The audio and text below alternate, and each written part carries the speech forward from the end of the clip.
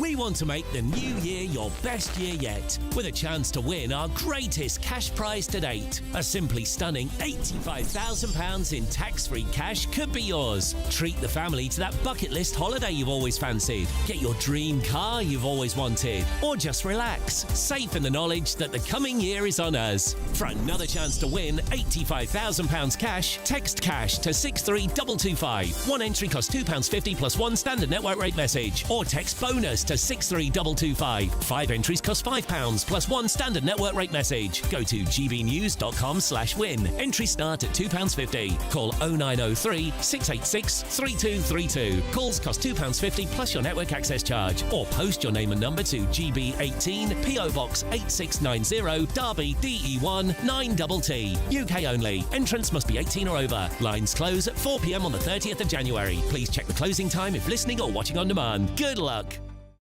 This is GB News, Britain's news channel.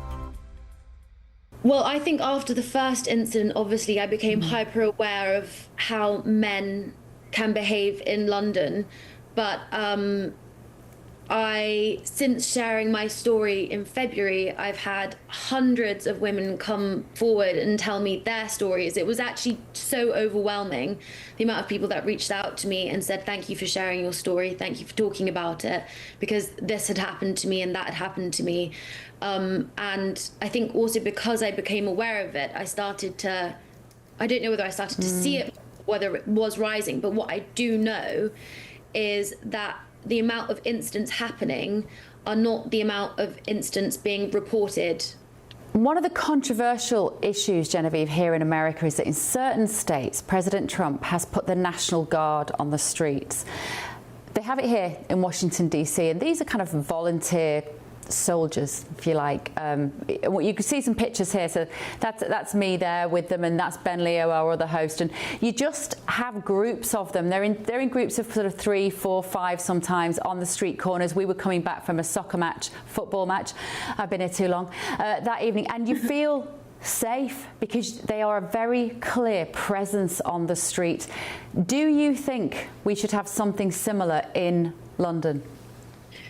Yeah, I mean, if there were repercussions and men thought that they were going to be caught and that there were going to be witnesses and that they were going to be held accountable, that would decrease the rate of these kind of attacks happening, because you're going to weigh up whether it's worth it, aren't you, as a of course person. GB News, the People's Channel. All too often, people will be sitting at home watching a press conference live, and they'll hear loads of questions being asked, and they'll be thinking, that's not my question, that's not my concern. We don't care whose feathers we ruffle. We ask the questions that you want answering. You're all standing on the street protesting and wanted to have an open discussion. My name's Patrick Christie's. I do a show for GB News in the UK. Is it possible to talk to you quickly? Journalism in this country has been a cosy world full of groupthink until now. Well, this is the best view ever of Whitehall, looking out across all the tractor drivers of England who've come together to make their point. Hello, so as you can see, I'm here in Westminster as the protest begins. Yes, I'm very much in the thick of it. Look, we're challenging narratives here at GB News, and that's what sets us apart.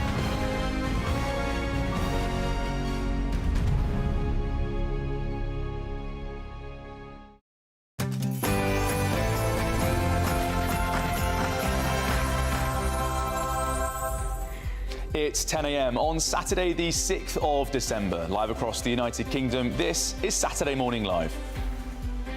Hospitality firms have issued a stark warning to the government today on Small Business Saturday, saying Rachel Reeves' budget has made it even harder for the Great British High Street. Will Godley is at a pub in Colchester. Yeah, and the pub here is hosting some 20 small businesses here for what is Small Business Saturday, and it's going to be a Christmas market here. I'll be speaking to some of the small business owners throughout the programme, finding out some of the challenges it takes working as a small business owner at the moment. And it's a fight for the Labour leadership on the cards. It's been reported that allies of Health Secretary Wes Streeting are urging Angela Rayner to join a joint ticket for the Labour leadership. We'll get all the latest on that. Nigel Farage is rallying supporters in the Scottish town of Falkirk today as the town has become a flashpoint for anti-immigrant protests around the asylum seeker hotels. Tony Maguire is on the ground. Yes, Nigel Farage will be in Falkirk today to speak to around 750 reform members in this town where asylum hotel protests have been a huge flashpoint separating a community. And behind me, another protest already about to start. Welcome the very first winner of the FIFA Peace Prize, the 45th and 47th President of the United States of America, Mr. Donald J. Trump. Now, the US President says the world is a safer place now as he accepts the honour at the 2026 World Cup draw in Washington, D.C. England and Scotland found out their group fate. We'll have more on that later. And the Duchess of Sussex has reached out to her estranged father amid reports that he's had his leg amputated in the Philippines. And the Scottish Government has confirmed it will hold a national review into grooming gangs, but there is controversy on who is running the investigation. We'll be joined by Scottish Labour MP Joni Reid. The biggest stories, boldest opinions and liveliest debates over the next 2 hours. I'm Tatiana Sanchez. And I'm Charlie Peters, and your weekend starts here.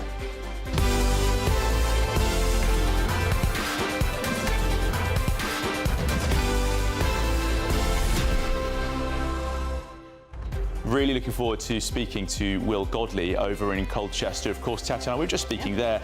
Small Business Saturday, it's been one of the main things in our inbox, hasn't it, since the budget was announced, the struggle that a lot of small businesses are going through. Exactly, and so there's lots of questions now from small businesses. Are the government actually going to help them after what they've done in the budget over the last couple of years? So what do you think as well? Let us know. Yeah, always keen to hear your views. Send your views, post your comments by visiting gbnews.com/your say. But before we do anything else, let's cross over to Bethany Elsey for all your latest news headlines.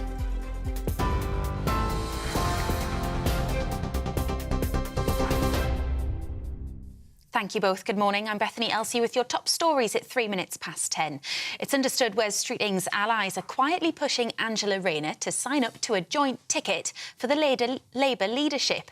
The Telegraph reports that MPs close to the Health Secretary have promised Miss Rayner a cabinet role, perhaps her former job as Deputy Prime Minister, if she supports his future bid for number 10. Both sides have denied the pact, but several Labour sources have confirmed the proposal. The former head of the Equalities Watchdog is accusing Labour of completely abandoning women's rights. Baroness Faulkner, who left her job as head of the Equality and Human Rights Commission last week, says the party has failed women over trans rights and grooming gangs, and that it's lost touch with its fundamental values. Speaking to the Times newspaper, she highlighted the government's failure to publish statutory guidance after a Supreme Court ruling on single-sex spaces has left women and transgender people in a grey zone. She also criticised the public inquiry into grooming gangs, which she says fails to stand up for those who were oppressed and vulnerable. The draw for the biggest World Cup in history has been revealed, with England set to play Croatia, Panama and Ghana in the group stage. It's the first time 48 countries will be taking part, with games played across the US, Mexico and Canada. Scotland will be making their first World Cup appearance since 1998, and their opponents are Brazil, Morocco and Haiti in Group C. Also at the ceremony, President Donald Trump took centre stage to be given FIFA's new Peace Prize. Football's governing body says the award is for people who've taken exceptional and extraordinary actions towards peace. And talks between the US and Ukraine over the past 2 days have been described as constructive, with diplomats agreeing to a framework to post-war security. Both sides reaffirmed that any deal to end the war with Russia must guarantee Ukraine's independence and sovereignty, and that any progress depends on Russia's willingness to demonstrate tangible commitment to long-term peace. Further meetings are scheduled for Saturday. Meanwhile, police in Ireland are investigating the presence of drones over the country, while President Volodymyr Zelensky was visiting this week. A spokesperson for the Duchess of Sussex has told GB News she has reached out to her father. It's understood Meghan Markle wrote a letter to her dad, Thomas, after reports he had surgery in the Philippines to have his leg amputated. Meghan has been estranged from her father since 2018 after he was caught staging paparazzi photos in the run-up to her wedding. You're up to date. I'll have more for you in half an hour. Tune into GB News Radio wherever you are. Online, on DAB digital radio, on TuneIn, on Radio Player and on your smart speaker. Just say, play GB News.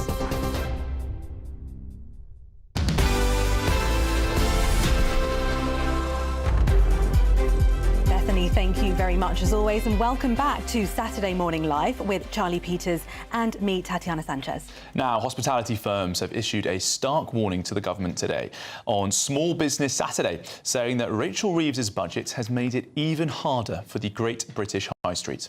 New analysis from UK Hospitality suggests that small hospitality venues will see business rates rise by more than £300 million over the next 3 years. Well, today, Business Secretary Peter Kyle is launching the Backing Your Business campaign as part of the government's small business plan, aiming to boost the nation's 5.7 million small businesses with the strongest reforms to tackle late payments in 25 years. Well, joining us now is GB News national reporter Will Godley, who's live for us in Colchester. Will, what are small business owners saying to you today? Well, lots, and they've got a lot to show me as well, Charlie. It's an absolutely incredible place where we are. Let me show you around, because this is, we're at a pub, but they are hosting this Christmas market. Some 20 small businesses here, all from the community in Colchester, showing off some amazing products that they have, all in the run-up to Christmas, of course. Perfect opportunities to buy some Christmas presents or whatever on what is Small Business Saturday, a chance when everybody is encouraged to shop small, support small businesses. And it's thought that Brits will today spend some £600 million in small businesses, a great opportunity for some small businesses, of course, who are saying that they're having a really challenging time at the moment, a very difficult time to be a small business. Let's have a look at this stall here, because Hazel, you have made some absolutely incredible pieces of art here. Talk me through what we're looking at. Thank you. We're looking at fused glass. You get stained glass and then you get fused glass. And this has been put in a kiln to melt it. So you cut your glass and then you will put powdered glass and chip-ins of glass on the top, and then you put it in the kiln and melt it down, and you get this lovely, you can either have a texture on it like this little snowman, or you can fire it higher and then it will all go flat. Let me just show you. We've got a coaster here which has gone flat, so that's been fired higher in the kiln. I mean, they're absolutely beautiful, Hazel. And you were telling me, what I was quite surprised to see is when you were telling me some of the prices of these. That coaster, for example, £12.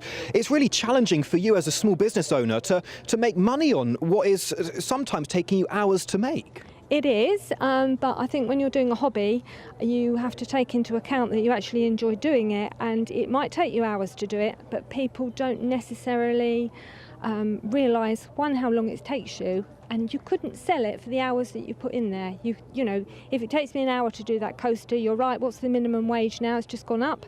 But I've had to buy the glass, and I've had to buy a kiln, and I've got my electricity as well for firing it. But if I put that coaster at more than £12, it won't sell. And so what are some of the challenges that you're facing as someone who runs their own incredible small business here?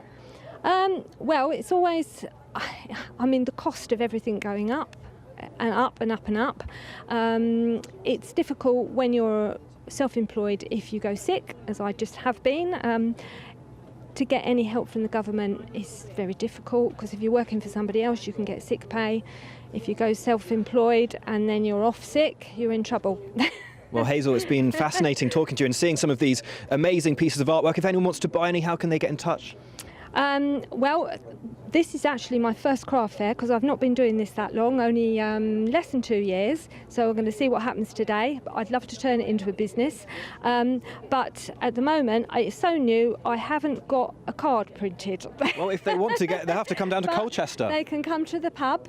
They can come to the pub, and Matt will always put them in touch. I've can give everybody my number.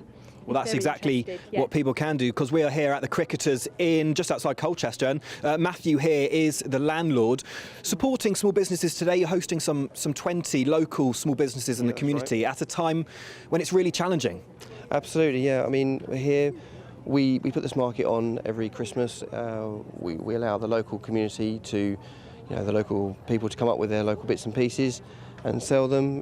We stipulate that it has to be stuff they've made themselves. And it helps them, sell their bits back to the community and try and generate some more income for them. And there's a particular anger amongst small business owners, isn't there, after the budget last week? Where's that anger come from? The anger's come from in the continuous rise in taxes, the rise in business rates, which is then just being passed further down.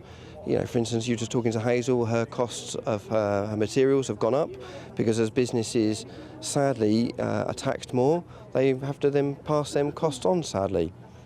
And Matthew, we're hearing from the government today as they're launching this campaign on Small Business Saturday, where they're outlining how they're supporting small businesses through tackling late payments, through raising the rate when small businesses pay national insurance, by capping the increase in business rates, and also cutting red tape for pub landlords like yourself. How will those changes help you as a small business owner? Look, any change is welcome. We can't get away from that. Any change is definitely welcome. They just don't go far enough. For me, cutting the red tape for pubs, it's not going to affect me. It's not going to do anything for me. Maybe for new businesses, maybe for those pubs that are looking to change their hours, yes, maybe. But actually, the cost of keeping a pub open at the moment far outweighs than actually wanting to keep it open. So you're in that predicament at the moment. Late payment penalties and stuff like that, they are welcome, but surely we should look at why people are having to pay late and not, finding them in the first place and realising that these taxes, they don't fit the business model anymore. So if you were to be speaking to the Chancellor, what would you tell her is the best way to help you? The best way to help us is to reduce the VAT on food for hospitality and reduce taxes across business in general. If you want us to increase our employment and take more people on, especially the younger generations, we need to be able to do it without having to worry about how we're going to pay the taxes. Well, thank you, Matthew, for joining us. Some concerns there from small businesses, but the atmosphere certainly here is one of community cheer and festivities on what is this Christmas market in the run-up to Christmas on Small Business Saturday. Thank you, Will, and lots of love on your say for some of the glassware on display there as well. Bit of free advertising for Hazel. Right, moving on now, because Nigel Farage is rallying supporters in the Scottish town of Falkirk today to mark 6 months until the Holyrood elections. The town has become a flashpoint for anti-immigrant protests around the asylum seeker hotel, Cladden Hotel, after 2 residents have faced sexual assault charges. Now, Reform UK is set to host a rally in the town to launch its campaign for the Scottish parliamentary elections in the spring. With us now from Falkirk is GB News' Scotland reporter Tony Maguire. Tony, what is Nigel Farage focusing on in Falkirk and what has been happening there?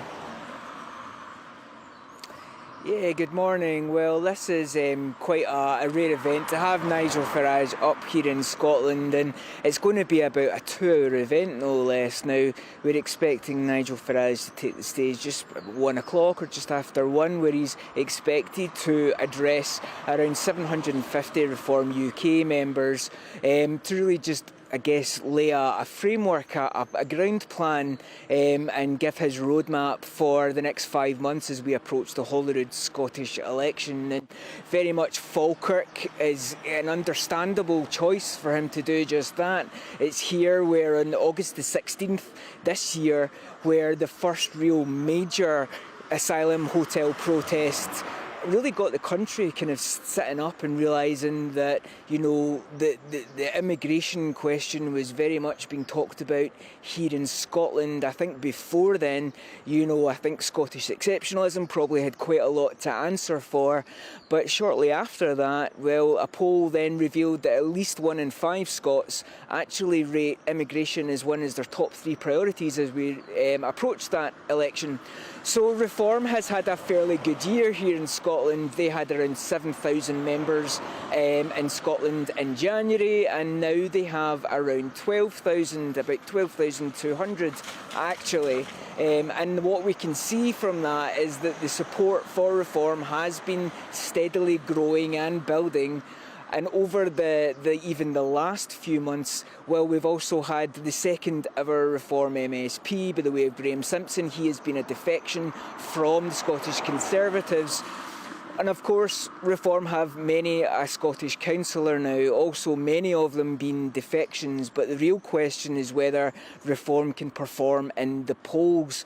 Now, we're going to be hearing a lot, I would expect, this afternoon about what Nigel Farage's priorities are for Scotland, what is going to be discussed on the doorstep, and whether that is going to include some different policies than we hear in England. Of course, Scotland, much of the Scottish Parliament's priorities are devolved powers, and it'll be interesting to see how much of that actually translates to the Scottish electorate. The Reform message, which obviously did quite well for Reform back in 2024, and we'll need to really just wait and see. Now, we're going to expect that that's going to be received pretty well in the room, but over the next 5 months or so, well, it'll be really interesting to see how that message is taken by the whole of the country. Tony Maguire, thank you very much for that. And we also have been hearing from the First Minister, John Swinney, speaking to The Guardian this morning, saying that Scotland needs more immigration to bolster the size of its working-age population. He said that he's concerned about the rise of reform in Scotland, saying that he believes with every fibre of my body in the importance of inclusion within our society. Also, Tatiana, speaking ahead of this rally in Falkirk today, John Swinney said that some will be attracted by the absolutely core prejudicial message of reform. Fighting talk from John Swinney there. And he didn't just stop there. He's also accused Nigel Farage of whipping up hate. Is that fair to say? Well, we'll see some reaction to that, I'm sure, from Nigel Farage when he speaks later today, and Tony Maguire will be there for all the latest on that. Well, illegal migrants may be deported. In other news now, to North Macedonia after the Balkan country entered formal talks with the UK about opening a migrant return hub. Is it any different from the Conservatives' Rwanda plan? And up next, are face masks making a comeback? Experts say that those feeling ill should wear masks due to a tidal wave of flu. That's up next on Saturday Morning Live on GB News, Britain's news channel.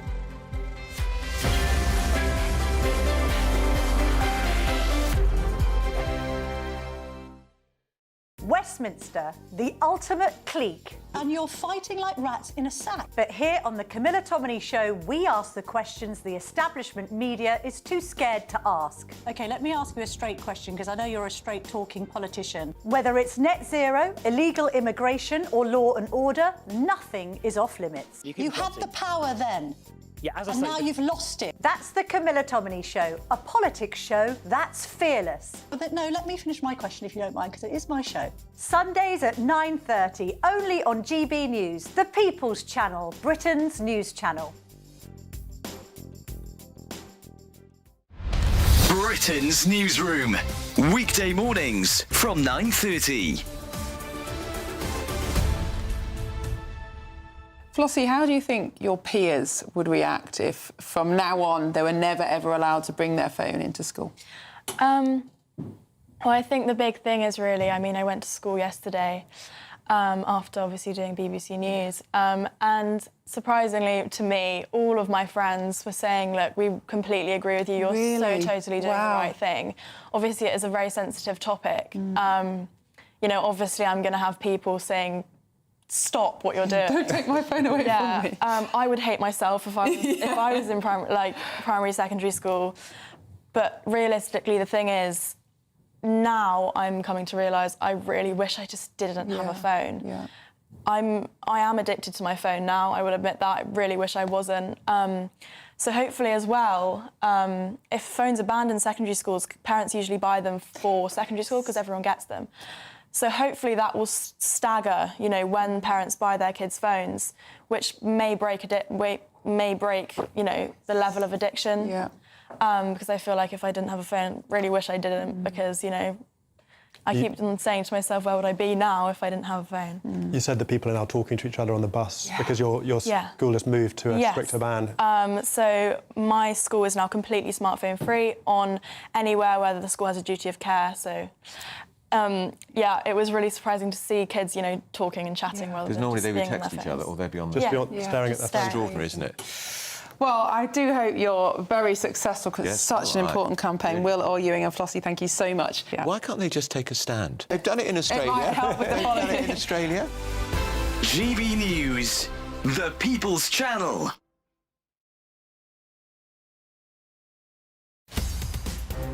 In the GB newsroom, we bring you the news as it happens. With our team of dedicated journalists across the UK, we're ready to keep you up to date with what's happening every half an hour, every single day. Bulletins here on GB News, the People's Channel, Britain's news channel.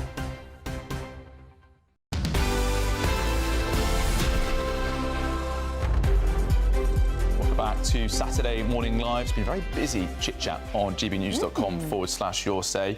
A lot of positive reaction to our reporting in Colchester, of course, Small Business Saturday, but lots of you getting in touch on this situation in Falkirk today with Nigel Farage up there for that reform rally. We've had quite a few getting in touch to say that John Swinney's running scared of Nigel Farage today. Well, I wouldn't say that, actually. He gave a pretty punchy set of quotes about it. He certainly seems to be ready for the fight there. Yeah. And Nigel Goodman said that the SNP don't speak for Scotland. Well, they are in government. And he is toast at the next Scottish election. Well, that's going to be very much on the cards. We'll see what Nigel Farage says in reaction to that later on today. Absolutely. Now let's move on to looking through our top stories of the day, and we're delighted to be joined by Daily Mail journalist Lettice Bromovsky and political commentator Judita De Silva. Thank you very much for joining us. Good morning. And where shall we start? I believe we're going to start with the Telegraph front page. Is that right? Yes, Rainer Streeting.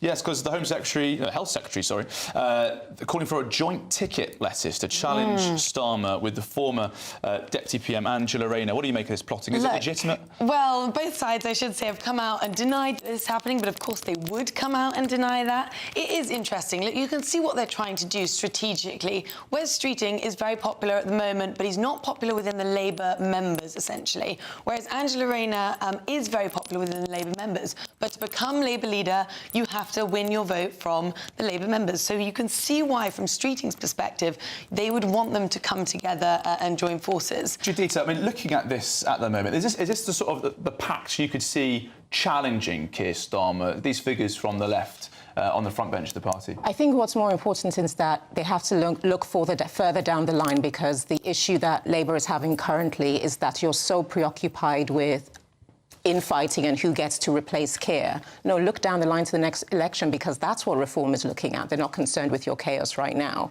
And everyone knows that the great contender is Reform. And I do actually think Streeting Rayner ticket is the winning ticket, but it's the wrong way around. It makes no sense that the Labour Party at this stage has never had a female leader. And looking to the next election, the biggest block that is going to need to be swayed is women, because the right is going to lean into women and girls' spaces, asylum seekers being a threat, the trans rights. These are all women issues. So if you don't have a leader that galvanizes the opinion of women, you're going to be in a very problematic territory for Labour. Do we believe them? They're denying that this is taking place, but obviously Rayner will want to get back into a top cabinet role, won't she, after having resigned in September at Tax Affairs? Absolutely. All these things are held off until the last possible moment. You don't want to give your game away. Right now, that moment is said to be the May local elections, which are already being sort of panned as saying they are going to be catastrophic. But you've just got to look at the poll ratings as well. I mean, Keir Starmer's own personal poll rating at the moment is the lowest of any Prime Minister we have ever had. And that includes all the sort of Tory chaos of a few years ago. He is still lower than all of that. So really, what Labour's concerned about right now is not just that Keir Starmer's potentially damaging his own brand, but that he might actually be damaging the long-term brand of the Labour Party. So these conversations going on, they're definitely happening. They're always happening. You know, to be a politician, you've got to be someone who's ambitious. So all of them will have been gunning for this role the whole time. But I guess it just depends who it is now. And there's a lot of candidates out there, as I'm sure we'll go on to. And Judita, I mean, you've heard Lettice there talking about the polling, helpfully ties us into her own newspaper, reporting today that some Labour members want Miliband to be the next PM. So even if this reporting and the Telegraph, which is being played down by those sources, There is clearly a rising level of unhappiness about the current Labour leadership. Very much so, and I do agree all of these conversations are definitely happening, but in classic political strategic style, leave it till late before you reveal your hand. But the issue with Miliband, I think, speaks to the greater issue within the Labour Party, is that they are so, like most politicians across both sides, allergic to the idea of a strong female leader. They would sooner get behind Miliband than get behind Rayna. But what they don't realise is that stop looking within and look without. Rayna is the key to going up against Farage and being potentially successful. So Miliband is just a representation of who else could we possibly have instead of Rayna, who is very popular with I agree that she is very popular, but she has just been kicked out of her position as Deputy Prime Minister. She has a reputational damage that she's going to have to come back from, which is where the Wes Streeting Rayna, I think, is she might have to fill in underneath him for now to then come back to it later. Well, speaking of today's polls, in today's You Decide poll, don't forget, we are asking, would Wes Streeting make a better Prime Minister than Sir Keir Starmer? You can become a friend of GB News for free and vote in that poll. Just scan the QR code now and we'll get updates on your votes throughout the show.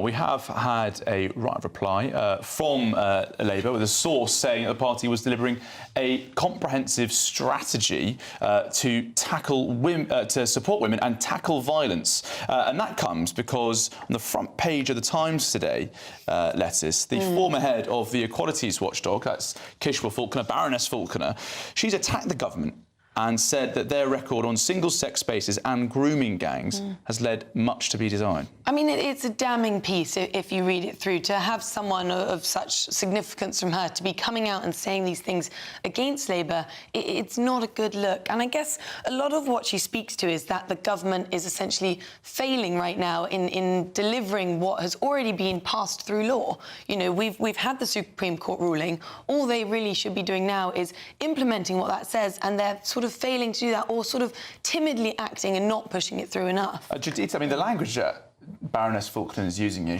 she said that Labour has abandoned women on issues such as trans rights and grooming gangs. Well, you know, we've got a Labour Party source quote here, but also, just from my own perspective, it's the only party to ever launch a national inquiry into the grooming gang scandal. There's been controversy about how they were dragged there through a lot of pressure, and obviously it's been in a lot of controversy since, some high-profile resignations.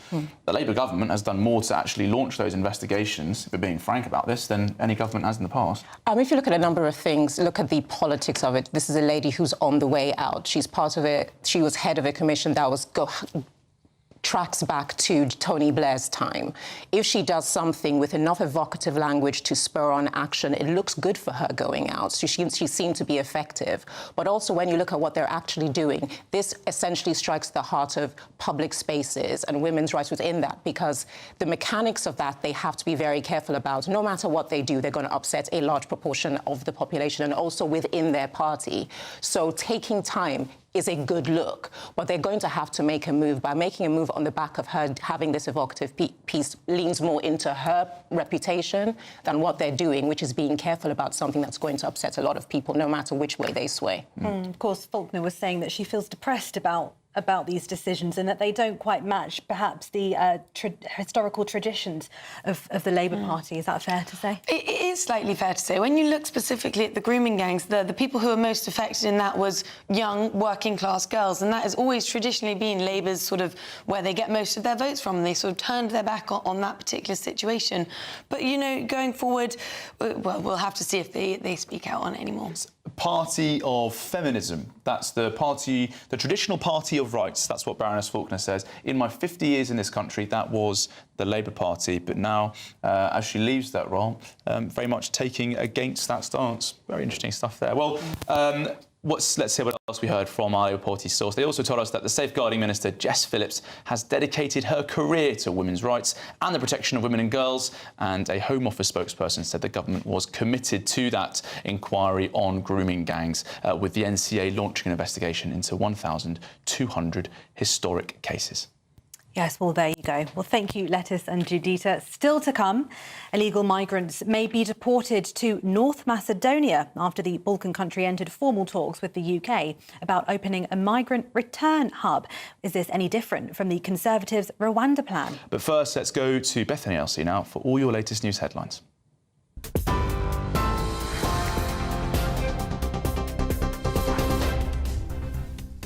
Thank you both. The headlines at 10:30. Labour sources say Wes Streeting's allies have offered Angela Rayner her top cabinet job back if she supports his future bid for number 10. The former head of the equalities watchdog, Baroness Faulkner, is accusing Labour of completely abandoning women over issues such as trans rights and grooming gangs. The draw for the biggest World Cup in history has been revealed, with England set to play Croatia and Scotland pit against Brazil. Meanwhile, President Donald Trump has been given FIFA's new Peace Prize. And talks between the US and Ukraine to reach a deal to end the war with Russia have been described as constructive, with diplomats agreeing to a framework to post-war security. You're up to date. I'll have more for you at 11 o'clock. For the very latest GB News direct to your smartphone, sign up to News Alerts by scanning the QR code or go to gbnews.com/alerts.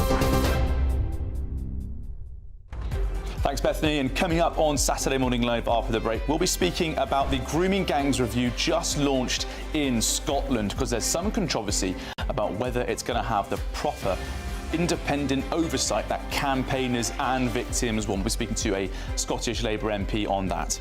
And also, reportedly, illegal migrants will be deported to North Macedonia. Does this stink of hypocrisy? Controversial Rwanda policy, does anyone remember that? All that coming up on Saturday Morning Live just after the break. Stay with us. Good morning, this is your GB News weather update from the Met Office. Now, tomorrow for many does look like the wetter day of the weekend, but that's not to say today is going to be dry. No, not at all. There is plenty of showery rain around. Outbreaks of showery rain sweeping through on relatively brisk winds. There will be some bright, maybe even sunny spells for a fair few of us in between those showery bursts, but some of those bursts could be quite heavy, particularly around western areas. Some hail, some thunder mixed in with them too. Now, temperatures, if anything, are going to be a little bit above average for the time of year. High single figures, low double digits towards the south. But when you factor in those brisk winds, it's not going to feel especially mild at times. As we go into this evening, not a huge amount changes. So around the Northern Isles is staying a mixture of some drier periods, but also plenty more showery bursts of rain. Similar across western Scotland, further east across mainland Scotland, a little bit drier, some clear spells as we go into the start of the night. Showery rain affecting much of Northern Ireland and particularly around northern and western parts of England and Wales. Further south and east, a little bit drier here, fewer outbreaks of rain, not totally dry, but a bit drier, that being said. Now, as we go overnight, a lot of the showery bursts of rain are actually going to ease and clear away. There will be some drier, clearer, quieter weather for a time, but across parts of the southwest, things are going to turn increasingly cloudy, wet and windy as the system pushes its way in. Here, it's going to be quite mild. Elsewhere, with that calmer weather, temperatures dropping a fair bit lower than they did last night. As we go through tomorrow, that rain in the southwest will spill gradually further north and eastwards. Now, it is going to be quite persistent and could also turn heavy at times, particularly across Northern Ireland, where we've seen some recent impacts from the heavy rain, and then also elsewhere as it makes its way north and eastwards. Watch out for some heavier bursts. Something a bit drier following in from the southwest, but still some outbreaks of rain mixed in, and temperatures, well, similar to today. Britain was once the envy of the world, but look around. A nation that no longer knows what it is or where it's going. A country that's broken. How do we fix Britain? How do we bring it back? Friday night with Matt Goodwin at 8 p.m. only on GB News. No matter the state it's in, this is our nation. Join me, Jacob Rees-Mogg, for a genuine, honest discussion on where we have been, where we are going, and where we are with the people who set the direction. Tune in to State of the Nation every Monday to Thursday, 8 to 9 o'clock. Only on GB News. Britain deserves a newsroom that puts the facts and your voice first. Well, and that's what you get on GB News. Lively debates, lively conversations. And we're not afraid to hold power to account. And each other. So join me, Andrew Pierce. And me, Miriam Gates, for Britain's Newsroom, weekdays from 9:30 on GB News.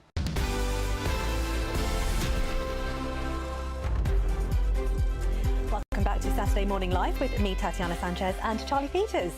So next up, failed asylum seekers may be deported to North Macedonia after the Balkan country entered formal talks with the UK about opening a migrant return hub. Now, Britain, under these proposed plans, would pay North Macedonia for each migrant it accepts, and the government hopes that this will deter migrants crossing the channel in small boats. The UK would also agree to invest in the country and offer security guarantees to help combat the threat of Russia as part of the deal. Well, joining us now is the Research Director at the Centre for Migration Control, Rob Bates. Rob, thank you very much for joining us this morning. Obviously, pretty limited details about these plans and proposals with North Macedonia, but also some weaknesses being revealed as it stands.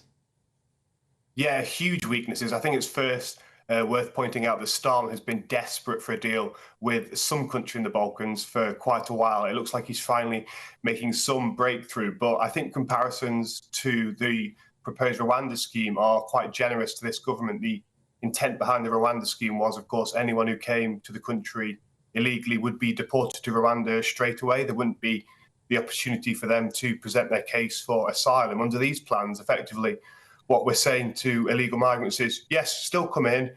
We will process your claim. We'll put you up in accommodation. We'll give you money, free handouts, bikes, laptops, etc. And then it's only if we decide that you haven't got an eligible claim and you've exhausted all appeals that we will actually then maybe return some of you to Macedonia. So this is incredibly weak source when compared to what was previously being discussed under the last government. And I think actually there's issues around capacity. There's issues around whether North Macedonia will be able to upscale the facilities and the necessary infrastructure. So I really think actually this is yet another instance of the Labour government coming up with something that they know full well will grab the headlines and make it look like they're taking tough action. But in reality, the real world impact this will have in the channel is very, very minimal. Do you actually think, or do we think, that this returns hub deal will actually deter migrants from crossing the English Channel? No, I can't see how it will, because, as I said, individuals that break into the country will still have full access to the generosity of the asylum system. They will still be able to make their claims and put up an accommodation and then go through appeals processes, which can last months, often into over a year. So I don't think that they're losing anything, and they're going to be deterred by thinking that actually somehow they're not going to be able to maybe access the asylum system. And of course, we grant asylum at a very, very high rate, still far higher than other European countries. And then once you've actually gone through the appeal process and the immigration tribunals, there's an even further cohort that managed to stay in the country as well. So this is really because effectively the inability of us to remove those that are failed asylum seekers has been very, very bad in recent years. And frankly, we've not used anywhere near enough diplomatic might to actually require countries of origin to take back their failed asylum seekers. I think actually we need to recognise that just 4% of small boat migrants have been removed from the country. But this really, negotiating with a relatively small country who will require a lot of investment, just doesn't simply go anywhere near enough. And we've seen already that these kind of deterrents, where there's a remote chance of an individual being removed from the country, really don't work. We see that with the one in, one out deal, where individuals are still coming across the channel despite there being a sort of very, very small percentage risk of them being removed. Yeah, Rob, I mean, the one in, one out deal, we had the hokey-cokey migrant earlier this year, didn't we? And you spoke about the government being desperate to do a deal with a country in the Balkans. We've also heard this morning that Bosnia rejected an advance from the British government. Do you get the sense now that some figures in Labour might be regretting that they scrapped the Rwanda deal on day one and are now sort of desperately searching for something which isn't quite as strong but might facilitate some form of deportation agreement? Yeah, I think we probably are seeing that. And of course, they're saying that they don't believe there is a silver bullet to this problem. So what they're instead trying to do is just cobble together as many little piecemeal plans, legislative changes, investment in relative authorities and working with European countries in the hope that sort of pulling together all these tiny little Lego pieces will somehow build enough of an edifice to act as a deterrent. Unfortunately, that isn't really how these kind of deterrents will permeate through to individuals sat on the coast of France, of northern France. And actually what you need is a very clear signal being sent to anyone contemplating making that crossing that it just simply isn't worth your while. And the only way that can properly probably properly seep through is through a strong, very clear, steadfast commitment to detain and deport anyone who comes into the country illegally. I think it's a real shame, actually, that the Conservatives made such a hash of the Rwanda scheme, because its essence was correct, and unfortunately they've only taken the necessary commitment to leave the ECHR after they're out of government. So unfortunately, the result of that is we'll have another few years of the Labour Party scrabbling around with no real plan, because they will refuse to go anywhere near something that is properly akin to Rwanda. OK, Rob Bates, Centre for the Director of the Centre for Migration Control, thank you for your time this morning. And more on that in the next hour. But in other news, last night, a spokesperson for the Duchess of Sussex confirmed to GB News that Meghan Markle has reached out to her estranged father, Thomas Markle. The contact comes after reports that he had his leg amputated following surgery in the Philippines. Meghan has been estranged from her father since her 2018 wedding, after he was caught staging paparazzi photos in the run-up to the big day. And joining us now is royal author and historian Alexander Lahmann. Thank you very much for joining us. Now, this move's quite surprising, wasn't it? Yes, I mean, given that there is not just an estrangement, but an active animosity between the Duchess of Sussex and her father, I mean, it comes as quite a surprise, because bear in mind that Thomas Markle is somebody who has said of his estranged daughter that she has buried me and then she mourns me. I'm not going to let her do that. So you can imagine that if she has, as they say, reached out, it's not as if he's going to particularly want to speak to her, because ultimately you might think that he's cynical and opportunistic, and he almost certainly is. You might think that he shouldn't have been staging paparazzi stuff, but then you have to look at his daughter and you think, well, the apple has not fallen too far from the tree, has it, when it comes to being cynical and being opportunistic? So ultimately, this, to me, seems rather like her jumping on what's presumably seen as some sort of publicity bandwagon. And I just don't know if there's any sincere warmth or affection in it. I mean, even the fact that it sounds like she might have sent him a message on WhatsApp or something like that. I mean, it doesn't really sound as if she's been desperate to get back in touch with him. And also, I mean, if reports of his health are to be believed, I mean, he just had his leg amputated. He's going to be in a very woozy, not particularly healthy or happy condition. And probably the last thing that he wants is to be having extra stress and to be having his rather lovely daughter back in his life. Do you think this will improve the relationship between the two?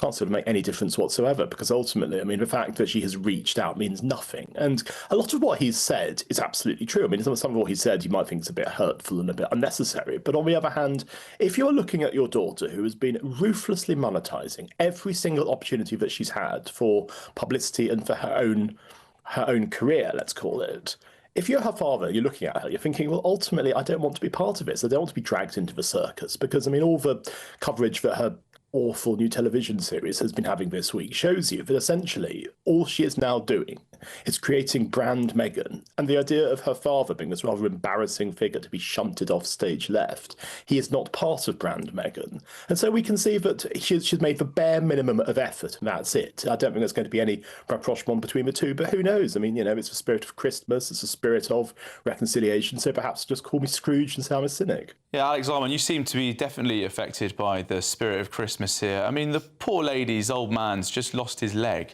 Is it really the time to be sort of going on the attack after her as she reaches out to her father in such a scenario?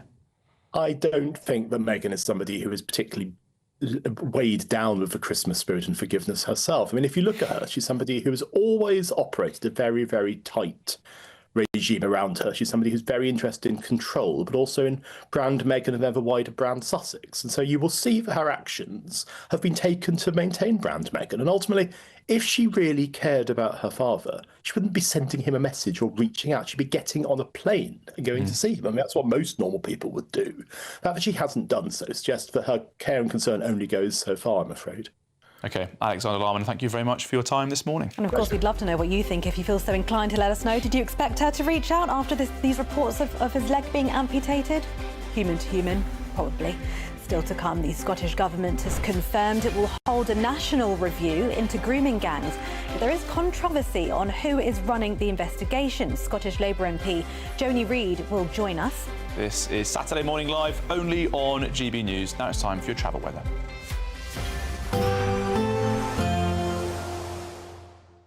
I forecast a perfect holiday in the sun. Weather looking good then? For sure, and no worries about our travel insurance. All Clear Travel Insurance sponsors GB News Travel Destinations Forecast.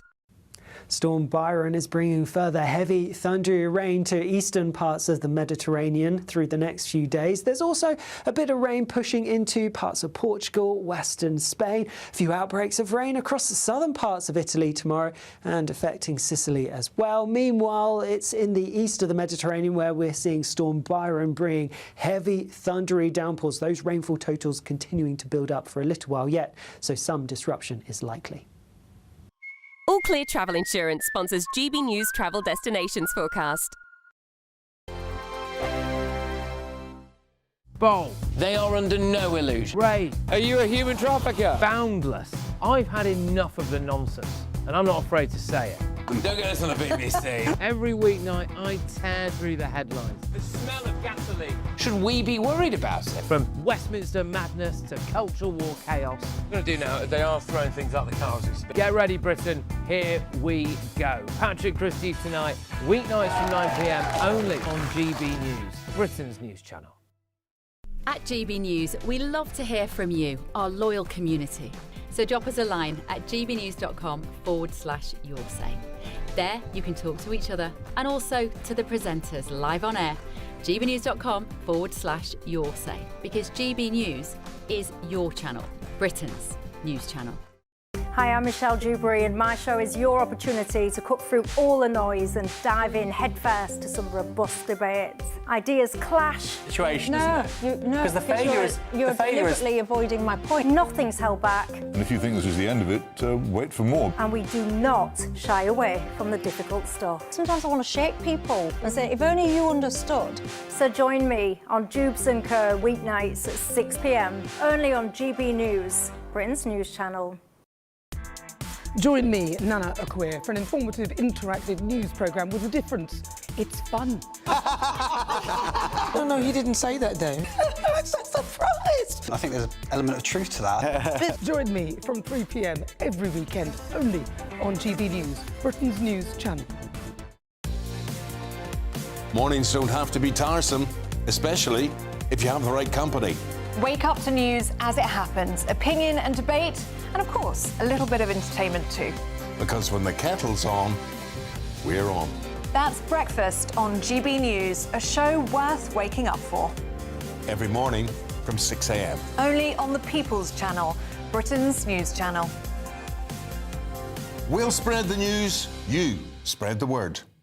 Britain was once the envy of the world. But look around. A nation that no longer knows what it is or where it's going. A country that's broken. How do we fix Britain? How do we bring it back? Friday night with Matt Goodwin at 8 p.m, only on GB News. Decisions made in Washington aren't just shaping America, they're shaping Britain too. From migration to global security, from crime to health. Whatever happens in the White House today will be felt in your town or city tomorrow. That's why The Late Show is live from Washington, D.C. Cutting through the politics to show you what it all means for Britain. The Late Show live every night at midnight. Only on GB News, Britain's news channel.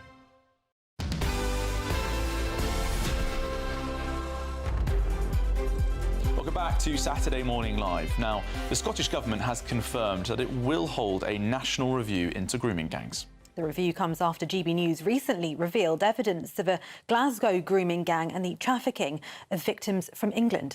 Now, a Scottish Government spokesman confirmed the work of the national review will be undertaken alongside that of the ongoing independent child abuse inquiry in Scotland, and also further work by Police Scotland to review previous cases to gather evidence on the extent of child sexual exploitation in the country. Well, joining us now is Scottish Labour MP for East Kilbride and Strathern, Joni Reid.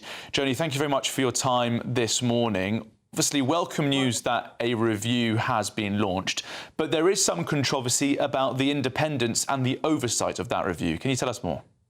Yeah, so we were all under the impression that it was an independent, rapid review chaired by Professor Alexis Jay, who everyone has confidence in.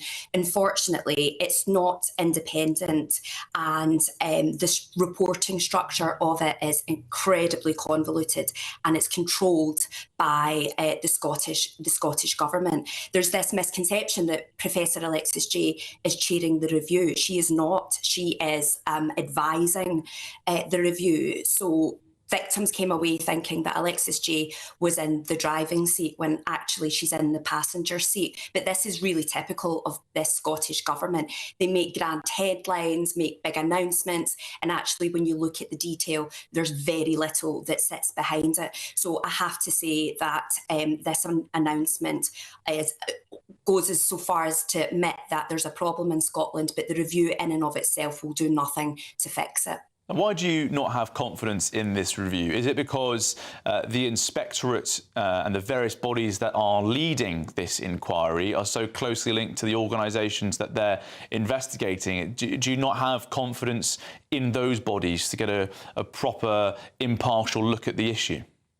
Well, I don't think anyone believes that institutions should be marking their own homework, and the structure of the review is exactly that. So institutions like Police Scotland will be looking at their own records when in fact victims claim that they're part of the problem. So each institution will feed into the regulator, who will then feed into the Strategic National Group, which is a government-controlled group who will then advise ministers of their findings.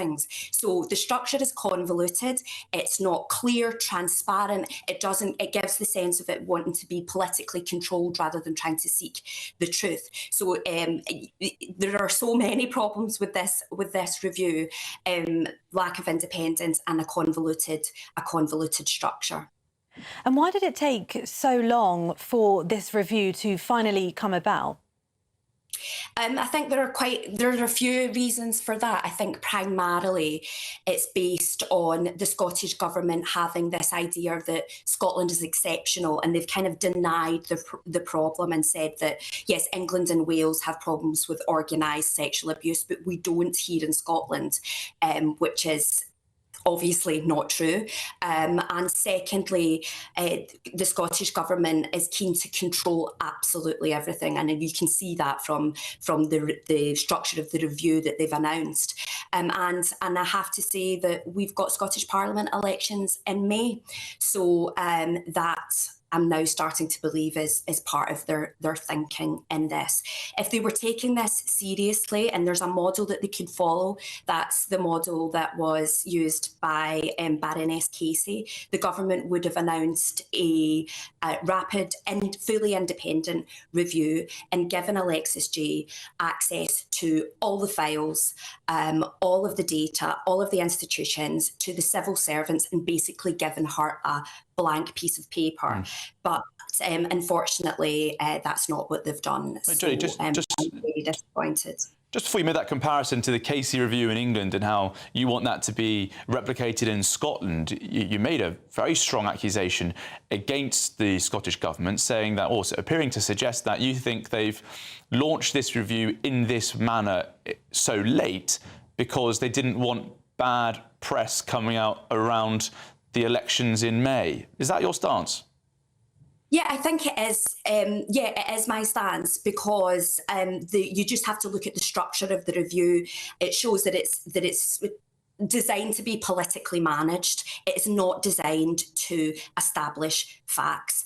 And my only conclusion about why they want to politically manage such a serious issue, I mean, we're not talking about ferries here, and we're not talking about some policy of that nature. We're talking about the sexual abuse of our most vulnerable children in Scotland. Yep. And the only conclusion that I can reach in light of that is that it's designed to be politically managed. And why would they want to politically manage something so serious? Jodie Reid, thank you very much for your time this morning, Scottish Labour MP. Well, in reaction to this, the Education Secretary, Jenny Gilruth, has said that our thoughts are with victims of child abuse who have already suffered so much. This matter must be handled sensitively with the utmost respect and consideration for their experiences. This is sensitive and complex, and the government has been giving it very detailed consideration. We've been clear that we're prepared to give every consideration to an inquiry on this issue, and such decisions need to be based on information, evidence and a greater understanding of the scale and nature of this form of abuse and the responses to it. Well, lots more more coming up on Saturday Morning Live in the next hour. Stay with us. See you in a moment.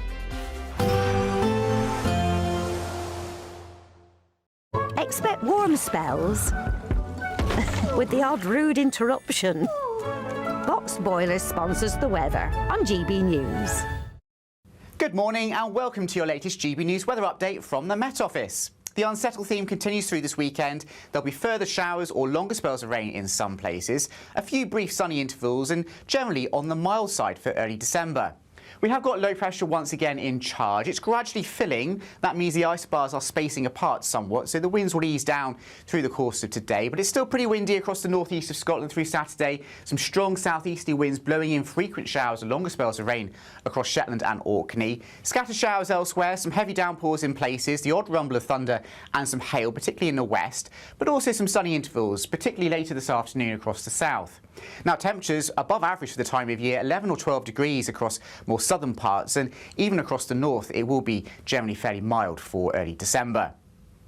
Further showers or longer spells of rain through this evening though across Shetland and Orkney, and staying pretty windy, those winds coming in from a southeasterly direction through this evening. A bit dry though for a time across more mainland parts of Scotland, and some late clear spells actually across parts of Northern Ireland. Probably the best of the dry weather this evening though across more southern parts of Wales and particularly southern counties of England, where we could see a little bit of late sunshine and clear spells into this evening. Now, it's not going to last very long because even though there'll be some clearer periods around for many of us through this evening, as we go through the early hours of Sunday morning, it's starting to turn cloudier and wetter once again across the southwest as the next batch of wet and windy weather arrives. So the lowest temperatures overnight tonight will be across the north. We could see a patchy frost in parts of Scotland and northeast England. And here it should generally be a dry and in places bright start to the day on Sunday. It's not going to last very long though, quickly turning cloudier from the south and the west. And here's that spell of next wet and windy weather moving in from the southwest as we go through the day on Sunday. So heavy rain, particularly across Northern Ireland, some gusty winds developing across southern parts of England and Wales as well. But it will be mild, particularly in the south. Expect warm spells with the odd rude interruption. Box Boilers sponsors the weather on GB News.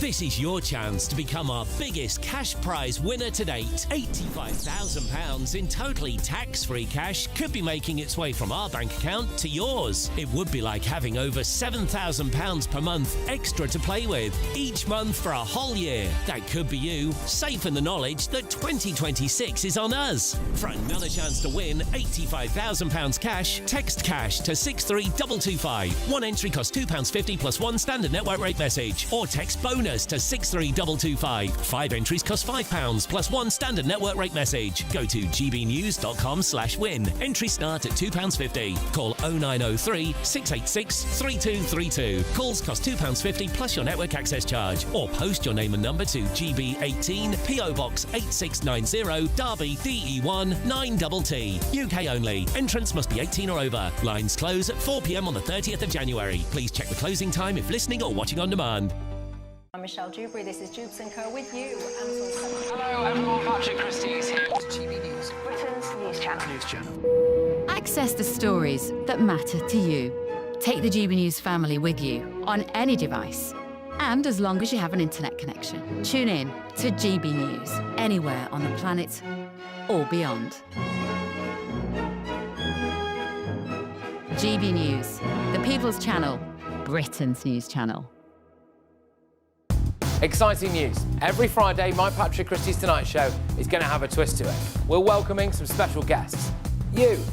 That's right, on Fridays I'm going to be doing my show in front of a live studio audience because this show is about you and what you have to say. It's going to be the same big debates, same big topics, same big opinions. But every Friday night at 9 p.m, you are invited to come on down to Patrick Christie's Tonight to be a part of the action. Only on GB News, the People's Channel, Britain's news channel. Hi, I'm Michelle Dewberry and my show is your opportunity to cut through all the noise and dive in headfirst to some robust debates. Ideas clash. Situation, isn't it? Because the failure is... You're deliberately avoiding my point. Nothing's held back. And if you think this is the end of it, wait for more. And we do not shy away from the difficult stuff. Sometimes I want to shake people and say, if only you understood. So join me on Jubes & Co weeknights at 6 p.m, only on GB News, Britain's news channel. Mornings don't have to be tiresome, especially if you have the right company. Wake up to news as it happens, opinion and debate, and of course, a little bit of entertainment too. Because when the kettle's on, we're on. That's Breakfast on GB News, a show worth waking up for. Every morning from 6 a.m. Only on the People's Channel, Britain's news channel. We'll spread the news, you spread the word.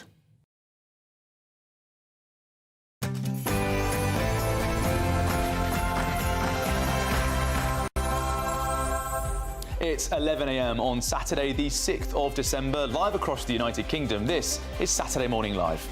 Hospitality firms have issued a stark warning to the government today on Small Business Saturday, saying Rachel Reeves's budget has made it even harder for the Great British High Street.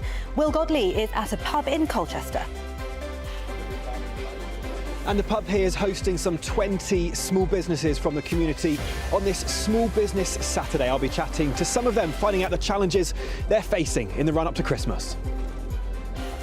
And is a fight for the Labour leadership on the cards, because it's being reported this morning that allies of the Health Secretary Wes Streeting are urging Angela Rayner to join a joint ticket for the top job. We'll have all the latest on that. Nigel Farage is rallying supporters in the Scottish town of Falkirk today as the town has become a flashpoint for anti-immigrant protests around the asylum seeker hotels. Tony Maguire is on the ground.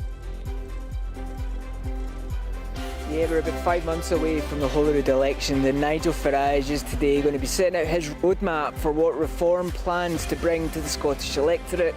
Falkirk, of course, has been the site of many an asylum protest. It'll be interesting to hear what Mr Farage has to say for the people of Scotland. Welcome the very first winner of the FIFA Peace Prize, the 45th and 47th President of the United States of America, Mr. Donald J.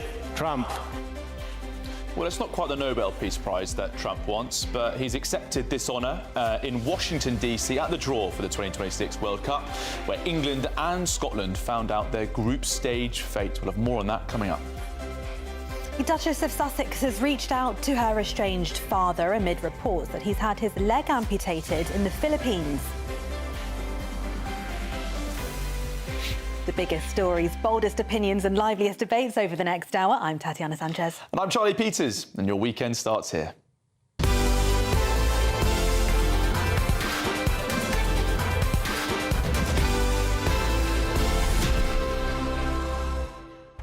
Busy hour coming up here on Saturday Morning Live. Thank you so much for your company. There's lots of discussion going on at the moment. Also, not just about the people rowing for the top job, for the Prime Minister's position perhaps, but also about current plans that the Labour leadership are putting forward about a potential deal in North Macedonia for deportation agreements. It'd be very interesting to hear what Nigel Farage says about that up in Falkirk as well, won't it, Tatiana? Absolutely, and also what you think of that too. Does anyone remember that controversial Rwanda plan?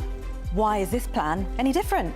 Don't forget, we want to hear from you. As I say, we'd love to hear your thoughts. So send those views and post your comments by visiting gbnews.com/yoursay. But before we do anything else, let's go and speak now to Bethany Elsey for all your latest news headlines.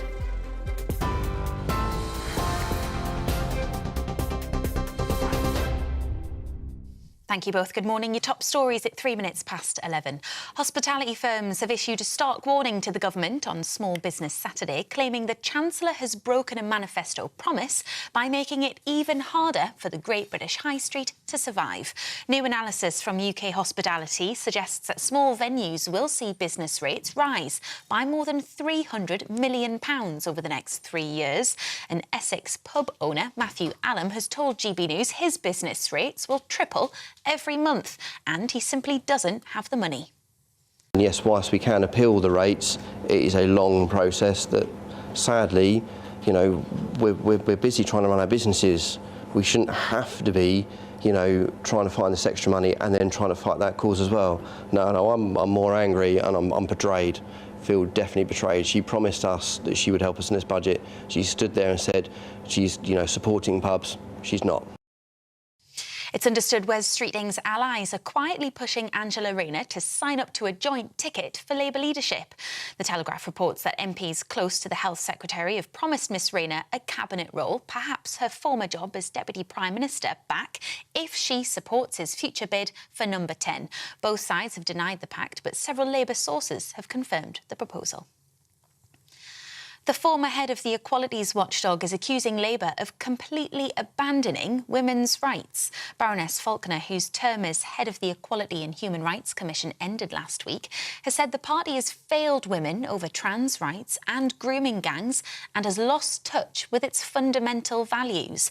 Speaking to the Times newspaper, she highlighted the government's failure to publish statutory guidance after a Supreme Court ruling on single-sex spaces, leaving women and transgender people in a grey zone. She also criticised the public inquiry into grooming gangs, which she says fails to stand up for women and girls who were oppressed and vulnerable. Talks between the US and Ukraine over the past 2 days have been described as constructive, with diplomats agreeing to a framework to post-war security. Both sides have reaffirmed that any deal to end the war with Russia must guarantee Ukraine's independence and sovereignty, and that any progress depends on Russia's willingness to demonstrate tangible commitment for long-term peace. Further meetings are scheduled for Saturday. Meanwhile, police in Ireland are investigating the presence of drones over the country, while President Volodymyr Zelensky was visiting this week. And the draw for the biggest World Cup in history has been revealed, with England set to play Croatia, Panama and Ghana in the group stage. It's the first time 48 countries will be taking part, with games played across the US, Mexico and Canada. Scotland will be making their first World Cup appearance since 1998. And their opponents are Brazil, Morocco and Haiti in Group C. Also at the ceremony, President Donald Trump took centre stage as he was given FIFA's new Peace Prize. Football's governing body says the award is for people who've taken exceptional and extraordinary actions towards peace. You're up to date. I'll have more for you at past. Take the GB News family with you on any device. As long as you have an internet connection, tune into GB News anywhere on the planet or beyond.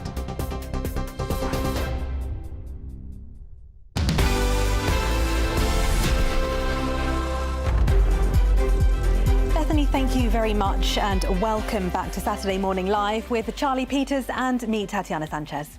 Now, Labour insiders have said that Wes Streeting's allies are quietly pushing Angela Rayner to join in a joint ticket for the party leadership. The Telegraph has revealed that the Health Secretary's team are offering her a top cabinet job if she backs his future bid for number 10. Well, both sides have denied any pact, but multiple Labour sources say the proposal is doing the rounds as the party languishes in the polls and Angela Rayner's support on the left becomes crucial to any leadership run. With us now is Kevin Marr, the Associate Editor of Labour Uncut. And what do you make of these allegations as they were?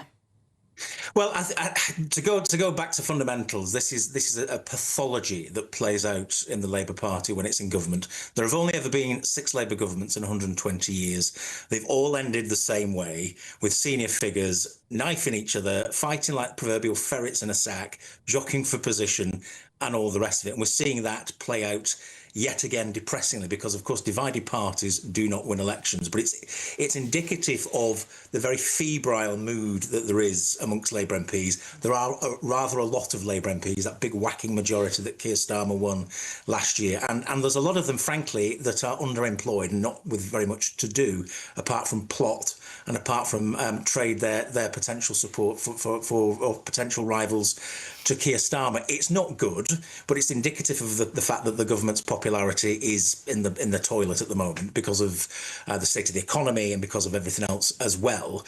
And that's not going to change unless things start to lift. I think Keir Starmer really needs to reassert his authority and to stop this briefing and counter briefing, because it's becoming very destructive, it's becoming very noisy, and it's becoming very, very public, and he needs to do something about it pretty rapidly. And the Prime Minister's authority, of course, is waning a bit because he's particularly unpopular. particular. But, he can do a lot to help himself by putting a bit of stick about and reminding his MPs and even his senior cabinet colleagues that they better stick together, because if they don't hang together, they hang separately. Well, Kevin, I think those of us outside these Labour circles, with all this jockeying and plotting, as you put it, might be a bit surprised to see Angela Rayner's name still floating around. Because while she remains very popular inside the party, particularly in the left, I think perhaps some party figures have forgotten that she only had to resign very recently in disgrace over a tax matter, which is particularly difficult for the government as it deals with a significant blowback over it raising taxes during the most recent budget. It's pretty shocking for some people to see Angela Rayner's name being floated again as someone who could be involved in leading the country. It looks a little bit self-indulgent when you've had very senior ministers that have had to resign, quite rightly, for very serious errors of judgment. And then 5 minutes later, they talked about as either coming back or becoming your next prime minister. I think the public look at that slightly askance and say, who do you think you are? There's a level of propriety in politics that's got to happen. When you've been, I think, forced out as a minister, there is a period of sackcloth and ashes that you must adorn if you hope to have any chance of coming back further down the line. You don't come back in 5 minutes' time. And I think it's as I say, indicative of there is a lot of febrile chatter going on at the top of the Labour Party and amongst MPs who are worried about holding their seats at the next general election, given the state of opinion polls. But they are not going to help themselves by going down this road. They need, for now, at the very least, to get behind Keir Starmer, be constructive, focus on the nation's priorities, focus on implementing their manifesto. They've all got plenty of things to be getting on with. They need to crack on and actually deliver results and then see where we get to. But I'm just reminded this morning of the line, I think, from W.B. Yeats, that the centre cannot hold and mere anarchy is loosed and the best lack all conviction, while the worst are full of passionate intensity. There's a lot of passionate intensity going on in the Labour Party, and frankly, a cold bath, I think, would be in order for the plotters. Yes, and Kevin, also, as you've pointed to already, directly pointed to the level of unhappiness within the Labour Party, to the point that a poll has indicated that the party found the Energy Secretary, Ed Miliband, emerging as front-runner for replacement leader. What do you make to that? I think there's more chance of me being leader than there is of Ed Miliband being leader again. I think the Labour Party is not going to go down that road. But there will be a lot of activists who will be out there in the rain this morning, knocking on doors, getting some flack for some of the government's mistakes, trying to explain what the government is doing well, and they're going to be presented with a lot of this. Look, you're behaving like some sort of Tudor court, where somebody's in, somebody's out. You're going to knight the king, somebody's going to replace him. You're going to do deals and all the rest of it. That's not what the public want. The public want to hear how you're helping them with the cost of living crisis. The public want to hear how you're trying to improve the NHS, trying to improve the economy, and trying to tackle immigration. And those are the things that Labour needs to concentrate on, and put this endless jockeying for position. As I say, it's a pathology in the Labour Party, all this stuff. They need to move on from it, and they need to move on from it quick, because that is what will kill this government more than anything else. OK, Kevin Marr, Associate Editor of Labour Uncut, thank you very much for your time this morning. Well, Tatiana, he's saying that activists out today will be knocking on their doors, getting a lot of flack for those issues. And, of course, people are angry about, the jockeying for position.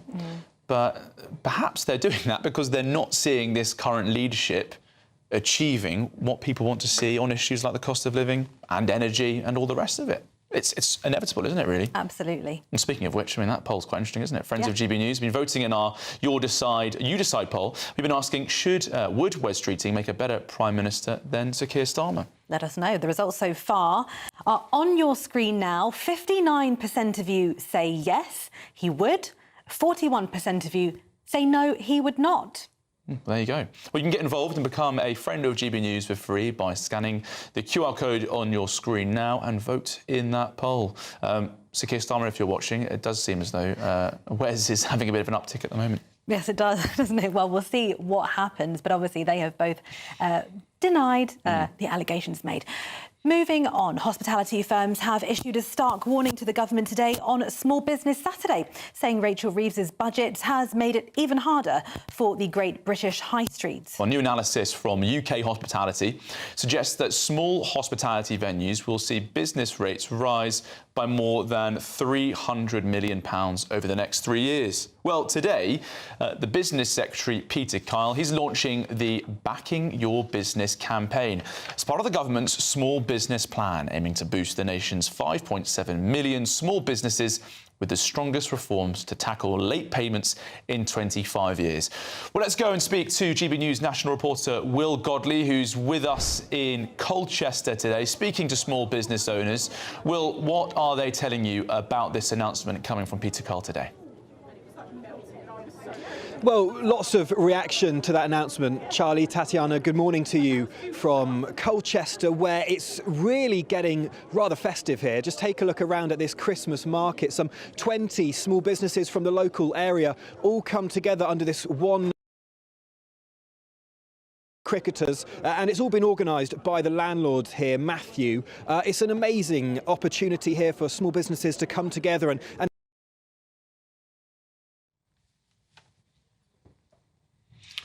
Right, well, it seems we've lost Will there. We'll go and get his signal back in a moment when we can, because Peter Cole launching this campaign today, as you said, boosting, they're saying, the nation's 5.7 million small businesses. They say there's going to be the strongest reforms to tackle late payments in 25 years. Lots of frustration from small business owners at the moment. Been hearing about their reaction to that budget last week, in particular from pub landlords. A lot of business owners there reacting with, well, shock and surprise in many quarters, and for many, one of almost like a surprise that they may not be able to continue their work because they won't have the economic feasibility of running their businesses. We'll get back to Will Godley shortly, but moving on now, the Prince and Princess of Wales and their children have joined a congregation of celebrities, sporting stars and community stalwarts to celebrate love in all its forms at Christmas. Because Catherine, she's hosted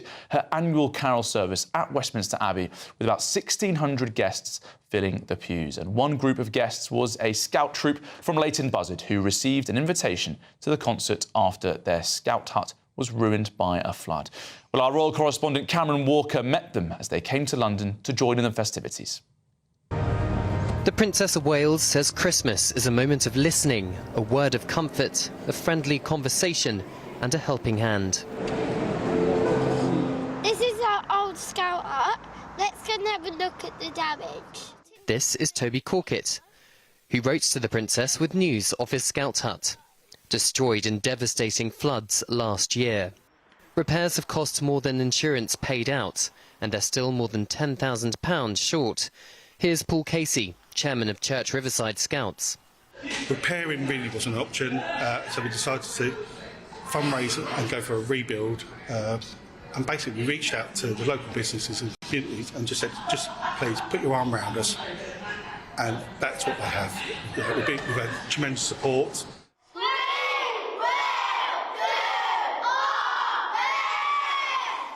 As the new hut is slowly built, Toby and his fellow Cubs and Scouts are meeting in a temporary hall, enjoying festivities as best they can.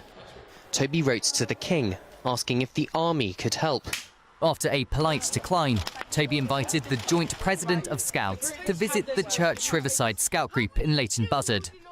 And that person is the Princess of Wales. So I wrote a letter to the Princess of Wales and asking her if she could come and fix our scout hut. And I got an invite to come and do this event. She invited him and other Scouts to her together at Christmas carol service last night. Toby was one of 1,600 guests inside Westminster Abbey, sprinkled with stars including Kate Winslet and Eugene Levy. The Princess brought her children along, Prince George, Princess Charlotte and Prince Louis. Prince William delivered a reading, surrounded by wreaths made by Dame Mary Berry and other celebs.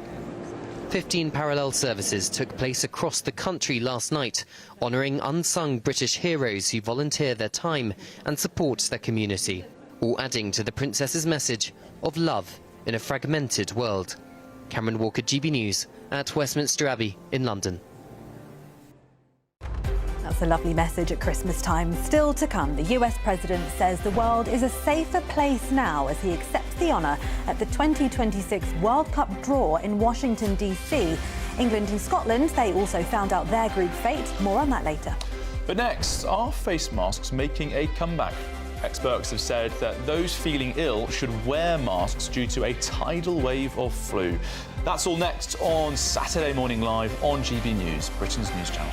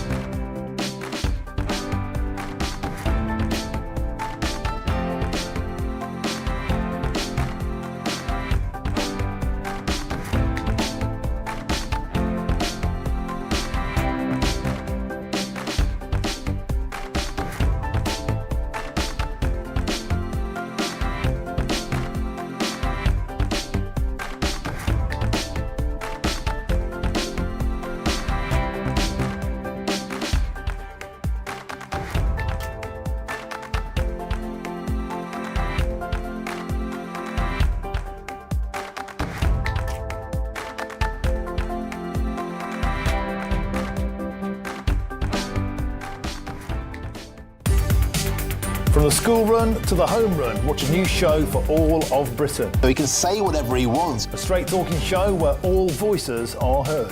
And, you know, when are we going to stop talking about smashing the gangs and actually do it? With the stories that matter from every part of our country. There's a bit of a crash landing there for your Chancellor. Bold, fearless and standing up for you. That's me, Martin Daubney, 3 p.m. till 6 p.m, weekdays, here only on GB News. The People's Channel, Britain's news channel. Westminster's full of talk, but out here, it's the real world. Am I allowed to talk now? No, that's it. This is where it matters, real people and real lives. That's what politics is all about. In fact, has Trump made a good start? No. Straight answers, no spin, and just a couple of pints. How many fingers have I got up? About 10. So join me for Lee Anderson's Real World every Friday at 7 p.m, only on GB News. The People's Channel, Britain's news channel. You want to know what's really going on in the corridors of power? Labour don't know what to do with you half the time, and that makes you quite lethal in the chamber. Get behind the headlines with Chopper's Political Podcast. Join me, Christopher Hope, as I sit down with the great and the good of British politics. We'll see where this ruling takes us. These are the stories shaping our nation. Chopper's Political Podcast, available now on all platforms. Listen in and stay ahead.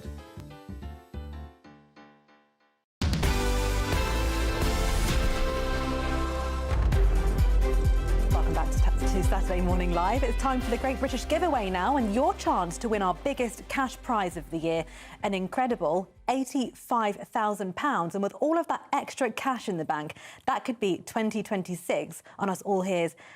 Here are all the details you need to make it yours. This is your chance to become our biggest cash prize winner to date, with an incredible £85,000 to be won. That's right, £85,000 in totally tax-free cash could be making its way from our bank account to yours. It would be like having over £7,000 per month extra to play with each month for a whole year. That could be you, with your feet up, safe in the knowledge that 2026 is on us. £85,000 is a massive amount of money, and it could be yours. For another chance to win £85,000 cash, text cash to 63225. One entry costs £2.50 plus one standard network rate message. Or text bonus to 63225. 5 entries cost £5 plus one standard network rate message. Go to gbnews.com/win. Entries start at £2.50. Call 0903 686 3232. Calls cost £2.50 plus your network access charge. Or post your name and number to GB18 PO Box 8690 Derby DE1 9TT. UK only. Entrants must be 18 or over. Lines close at 4 p.m. on the 30th of January. The winner may be contacted live on GB News, week commencing the 9th of February 2026. Please check the closing time if listening or watching on demand. Good luck.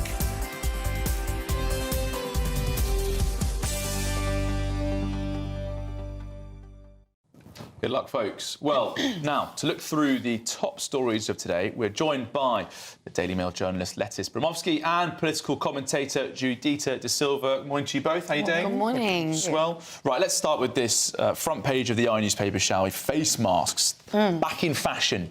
One of the more hated items, I feel, of the last 5 years or so. But they're being proposed again by the Health Security Agency, Lettis. They say that the public, anyone feeling ill, should get the masks back I know. on. I think a lot of people listening to this or reading this are going to suddenly get a lot of fear again that we're sort of going back to 5 years ago when they were mandatory for everyone.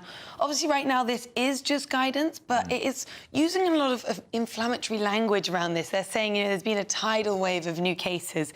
And often when it comes around to this, it feels like we hear this every year. They're saying this is worse than any other year before, but, you know, it's sort of fear-mongering around this topic. And particularly around face masks, what we learned a lot of in COVID is that people often are actually using them incorrectly. They're reusing them or they're putting them down and it's picking up a lot more germs, a lot more viruses. And when they then go and put them back on their face, they're actually infecting themselves with different things. And so, you know, I'm not sure necessarily if face masks are the best way forward for this thing at the moment. Some people that I've spoken to are saying we're just about recovering from COVID and everything that came with it and the wearing of masks.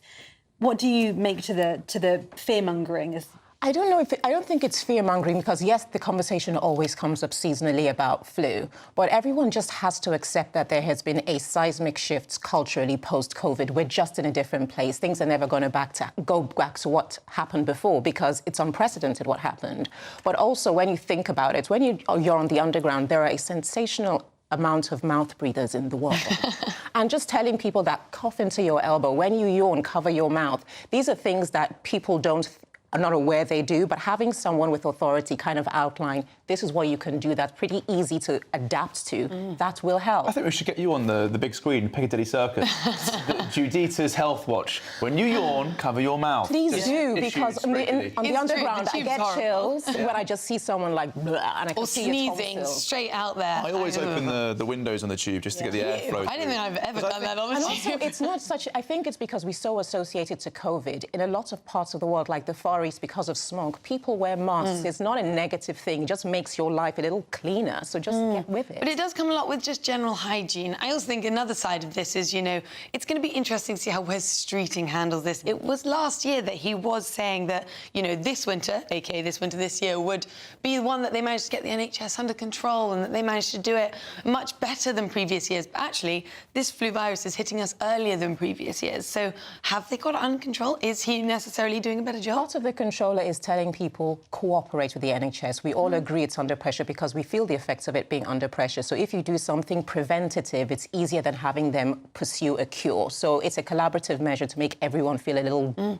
healthier this season. Yeah, Arnie the Mackham here, writing on your site, says that it's common sense to wear a mask, which is... And also, Judith has taken inspiration for you, saying that even my little 3-year-old granddaughter knows how to cover their mouth when they cough. Look at GB viewers supporting me. Are you all OK? Big moment for you this morning. This is a special time. It's my Christmas present. Common courtesy. One might say. Thank you. What are we covering next, Tatiana? Right, we're going to go with this interesting story about how female friendships stand the test of time. So apparently, average female friendships last 37 years, with a quarter saying it brings them more joy than a romantic relationship. Yeah, absolutely. I haven't quite reached 37 years yet in this whole lifetime, but I hope the friendships that I have now will last that long. And also, it's saying that they bring them more joy than romantic relationships. I can completely understand that. You know, I've got some friendships in my life that are literally my rock in my life. You know, they support me through all the different things. They support you through relationships, the relationships you come and go kind of thing, but those friendships are always still there. I mean, this was I think the poll was done by a company called Wooga, who does the mobile game June's Journey, and it was 1,000 women between the ages of 50 and 90. So that specific group, you've lived through life. If you're in a relationship, you've hit the cruise control era of your relationship. What you need through the spectrum of female emotions, you're going to get from your female friends, because your man is at a point now where he just wants to eat soup and watch football. So you need your female friendship. I'm already there. Why do you have to reach 50 to 90 for this range? Yeah, cricket and soup. Now we're cooking. Yeah, I mean, personally, I don't know. I mean, I'm not 50 yet, obviously, but I don't know about the whole 37 years of friendship. For me, I feel like I'm not on bad terms with anyone, but sometimes you outgrow your friendships, your school friendships. It can happen. You grow and you. But you have different things. Women are very good at having that thing where you don't need to see each other every day, but when something hits, you know the friend to call. Yeah, That's what we're exactly. good And at. they can be there. You don't have to see them every month. But also, this isn't going to be for every single friend in your life. You're not meant to go through life and hold on to everyone.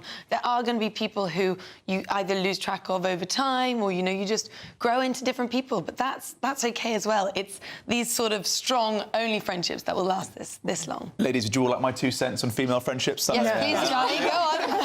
It's been a stressful one, this story, it's being brought out of the mail, to be honest. I always think that the difference between male and female friendships is that a lot of men, they will speak to their friends maybe like once every few months. They can pick them up and drop them again, and it's like they never stop talking. But from what I can see, from the outside looking in, a lot of female friendships require a lot of consistent effort. And if you don't speak to one another all the time, then there's a passing of ways. Credit to men. You have an incredible capacity to forgive. Women hold grudges.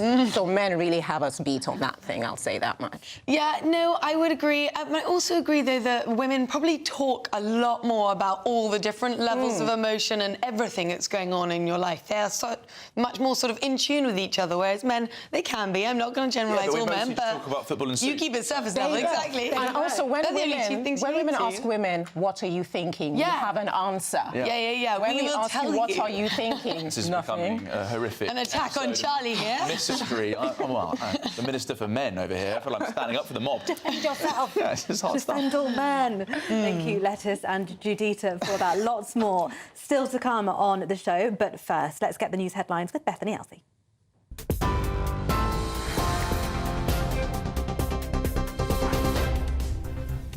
Thank you both. Good morning. Your top stories at 11:30. Labour sources say Wes Streeting's allies have offered Angela Rayner her top cabinet job back if she supports his future bid for number 10.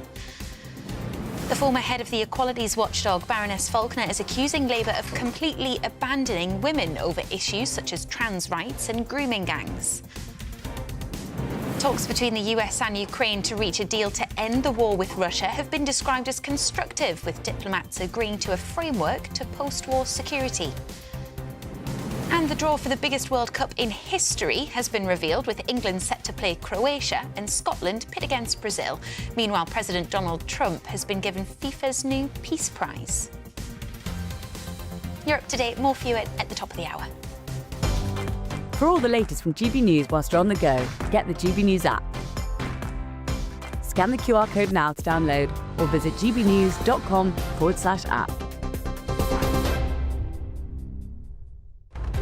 Thanks, Bethany. Well, after the break, we'll be heading up north to Scotland to speak to our reporter Tony Maguire, because the crowds are gathering for Nigel Farage's reform rally in Falkirk, a town that's had plenty of anti-mass migration protests.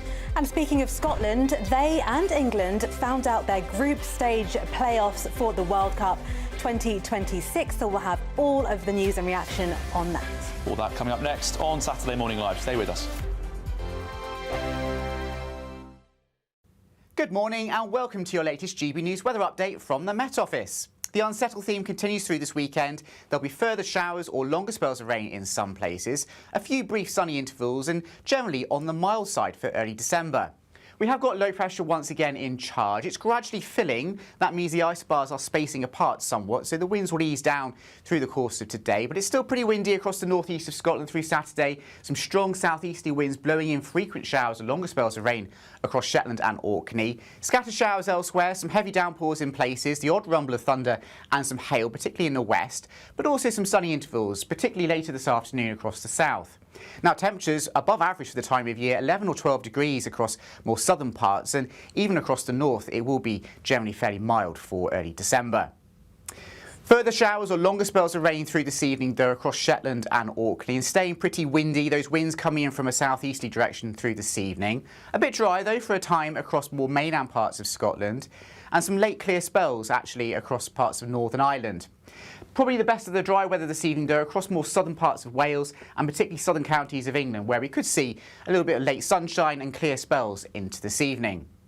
Now, it's not going to last very long because even though there'll be some clearer periods around for many of us through this evening, as we go through the early hours of Sunday morning, it's starting to turn cloudier and wetter once again across the southwest as the next batch of wet and windy weather arrives. So the lowest temperatures overnight tonight will be across the north. We could see a patchy frost in parts of Scotland and northeast England. And here it should generally be a dry and in places bright start to the day on Sunday. It's not going to last very long, though, quickly turning cloudier from the south and the west. And here's that spell of next wet and windy weather moving in from the southwest as we go through the day on Sunday. So heavy rain, particularly across Northern Ireland, some gusty winds developing across southern parts of England and Wales as well. But it will be mild, particularly in the south.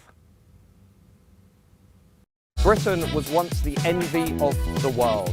But look around. A nation that no longer knows what it is or where it's going. A country that's broken. How do we fix Britain? How do we bring it back? Friday night with Matt Goodwin at 8 p.m, only on GB News.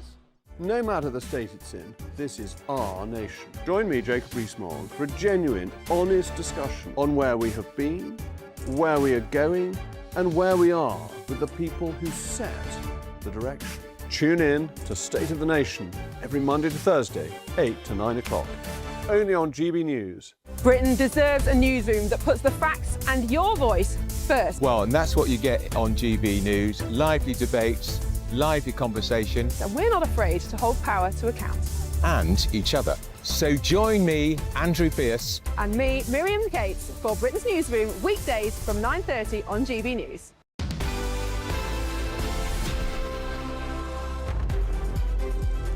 The draw for the 2026 World Cup took place in Washington, D.C. last night as both England and Scotland found out their group fate. Well, England will start the contest in Group L, facing Croatia, Panama and Ghana, while Scotland will go up against Haiti, Morocco and Brazil. Very exciting. With us now to talk about this is football writer and journalist Harry Harris. Thank you very much for joining us. What do you make of England and Scotland's draws? Yes, all very exciting, except I believe England will get to the final, and no one bothered to tell anyone about the small print. It will cost England fans £5,000 a ticket if England get to the final.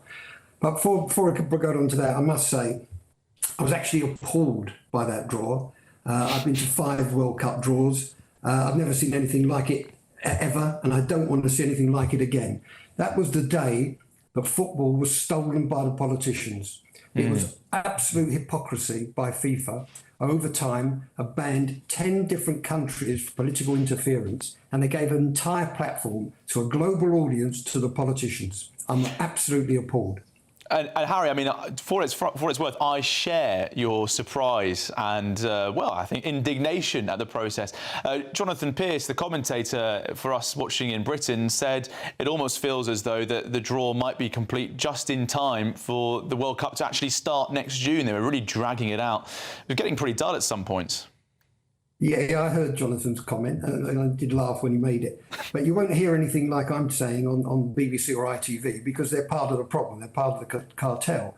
They have the broadcasting rights, and they're not going to say anything detrimental like this. But, you know, the Peace Prize, for example, how sycophantic and cringeworthy can you get? The acting from Rio. I mean, is Rio... I love Rio dearly. I know him very well. But is he a World Cup icon who should have been centre stage for this World Cup? And all those different sports they turned out had no idea about soccer, let alone football.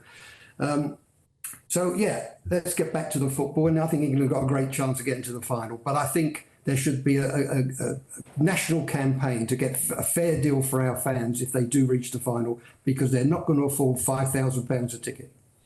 Well, let's get back to, well, before we do, human rights campaigners had actually urged FIFA earlier on in the week not to present Donald Trump with the FIFA Peace Award.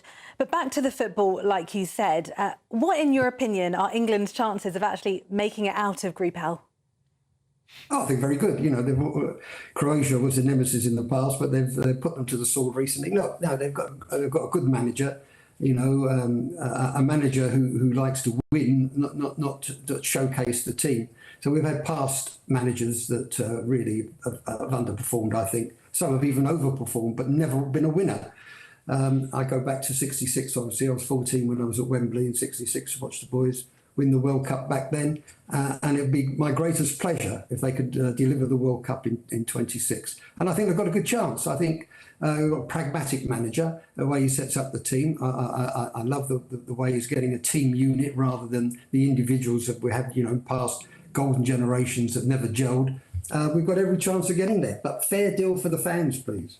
Yes, Harry, let's talk about that fair deal for the fans, because spread over so many countries this World Cup, lots of travel involved, that's costly, plenty of different cities to visit, but you seem to have a particular issue with the ticket pricing and also perhaps how they're being issued as well. Yeah, well, I think FIFA's idea is that they're going to gauge the prices on demand, but, there's some games out there, there's too many teams. I always think that in these competitions, the Champions League as well, why not have a satellite tournament that plays alongside it? You have all these minnows playing for one or two places in the last 16. But, to have all these tiny little nations against the big nations, and certainly if they're playing each other, the stadiums will be half empty. So the FIFA's best bet is to entice people to buy season tickets or multiple tickets so they can fill seats. And the best bet is they'll probably end up giving them away because some of the matches are unwatchable. Let's talk about Scotland, if we can, Harry. They haven't played in the Men's World Cup since 1988. 28 years. I mean, it's amazing that they've made it through. What are realistically their chances? They're in a draw that includes Brazil. Well, they've played Brazil before, and I think the last time they were in the World Cup, they were a breath of fresh air because they certainly made you laugh, that's for sure. Whether they've got a better team now, well, they've got a more organised team and they've been performing very well and we've got some good players, but they had some fantastic players back in last time they performed in the World Cup and they had some unbelievable results, but also some amazingly bad ones. So I think everyone will be watching Scotland with great interest. Yeah, I will as well. I mean, I actually fancy him to get out of the group. I think the heroism of that match against Denmark has really revealed that is a proper team unit who can perhaps surprise a few onlookers in 2026. Harry, you've had quite a few negative things to say about this World Cup. Do you think that they're going to win you over as the tournament approaches? And what would you like to see happen between now and then to reassure you that this is going to be a World Cup for the fans and where football comes out on top? Well, they've got a lot of work to do to reassure me, I'm afraid. But we're going to be glued to the England games, the Scotland games. Hopefully, Wales or the Irish, one of the Irish teams will get through. One of them will eventually, I hope. Once we get to the quarterfinals and the knockout stages, this is a magic tournament. It's the greatest tournament in sport, and there'll be 30 million people watching if England get to the final, at least 30 million. Yeah, I think they've got every chance. It's 60 years of hurt. About time it ended. And let's hope England bring back that trophy. Thank you very much, Harry Harris, football journalist there, speaking to us about the World Cup. Right, moving on now. This Christmas, we're putting on a really exciting event, and we want lots of you there too. On Saturday, the 13th of December, you are invited to join the GB News family for our Carols by Candlelight concert. For your chance to be with us, you can apply for the tickets by scanning the QR code on your screen right now or by going to gbnews.com/carols. The concert will be broadcast on Christmas Eve. And still to come, we'll go back to Falkirk, where Nigel Farage is due to address a rally. Tony Maguire is live on the ground, and we'll go back to Will Godley in Colchester. He's at a Christmas market for Small Business Saturday. But first, if you're in search of some holiday sun, here's a forecast for some of the top European destinations. You're looking happy. Well, the forecast looks good. So you've sorted the travel insurance then? All Clear Travel Insurance sponsors GB News Travel Destinations forecast. Storm Byron is bringing further heavy, thundery rain to eastern parts of the Mediterranean through the next few days. There's also a bit of rain pushing into parts of Portugal, western Spain. A few outbreaks of rain across the southern parts of Italy tomorrow and affecting Sicily as well. Meanwhile, it's in the east of the Mediterranean where we're seeing Storm Byron bringing heavy, thundery downpours. Those rainfall totals continuing to build up for a little while yet, so some disruption is likely. All All Clear Travel Insurance sponsors GB News Travel Destinations forecast. At GB News, we love to hear from you, our loyal community. So drop us a line at gbnews.com/yoursay. There you can talk to each other and also to the presenters live on air. gbnews.com/yoursay, because GB News is your channel, Britain's news channel. This is GB News, Britain's news channel. People are getting married less because, society has changed. People are simply becoming more secular. And because they're becoming more secular, they don't view that marriage is a divine religious institution, and that more and more people have turned away from God, and because they've turned away from God, they don't view, the institution that has been the bedrock of society. So society has changed. People have moved away from religion or organized religion, and they just don't view it as a bedrock of religious religious growth. People don't think getting right with the Lord Jesus or having a pastor in their life as part of their marriage. Also, younger people today care more about their careers. They care more about financial stability. They care more about, having their own lives and their freedom than traditional marriage than it used to be. So it's just a big change of society today. And Charlie Downs, does that matter? Are there negatives to being focused on career and choosing to shack up as opposed to get married in church? Very much so. I mean, I like to think that I am slightly swimming against the tide because, there we go, I got married at the beginning of last month, and I'm 24. Aww. And the last time that the average age of marriage in this country was 24 was 60 years ago. The average age of marriage now is about 33 years old, which is a historic high. And I think this is largely because of the reasons that Pastor Mark outlined just now, which is that we don't actually understand as young people what marriage is. GB News, the People's Channel. Join me, Nana Akwe, for an informative, interactive news programme with a difference. It's fun. No, he didn't say that, Dave. I'm so surprised. I think there's an element of truth to that. Join me from 3 p.m. every weekend, only on GB News, Britain's news channel.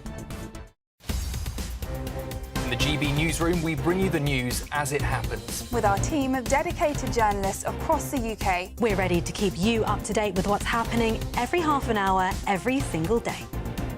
Bulletins here on GB News, the People's Channel, Britain's news channel.